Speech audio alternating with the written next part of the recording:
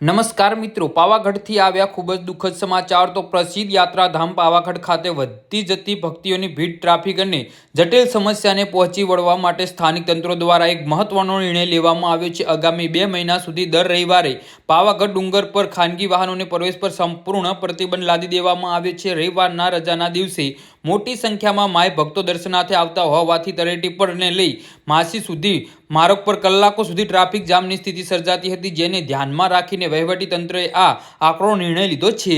જી હા મિત્રો, અત્યારે હાલના સૌથી મોટા અને મહત્વના સમાચાર સામે આવી રહ્યા છે. તો મિત્રો, સમાચારમાં વધુ વિગતવાર વાત કરીએ તો આ નવા નિયમ અનુસાર હવેથી દર રવિવારે તળેટીની માચી સુધી માત્ર ગુજરાત રાજ્ય માર્ગ વાહન વ્યવહાર નિગમની બસો અથવા તો માન્યતા પ્રાપ્ત લોકો ટેક્સીઓને જવા દેવામાં આવશે. આ ઉપરાંત માચી ખાતે આવેલ પાર્કિંગની ક્ષમતા ખૂબ જ મર્યાદિત હોવાથી માત્ર 45 ખાનગી વાહનોને જ ટોકન પદ્ધતિથી પ્રવેશ કરવામાં આવશે. એક માચી પાર્કિંગ સમસ્યા મુજબ ભરાઈ જશે તે પછી કોઈ પણ ખાનગી વાહનને ઉપર જવાની પરવાનગી આપવામાં આવશે નહીં. જી હા મિત્રો, તો આના વિશે તમારું શું કહેવું છે તો નીચે અમારી કમેન્ટ બોક્સમાં જરૂરથી જણાવજો અને અમારી યુટ્યુબ ચેનલને સબસ્ક્રાઇબ કરવાની ભૂલતા નહીં.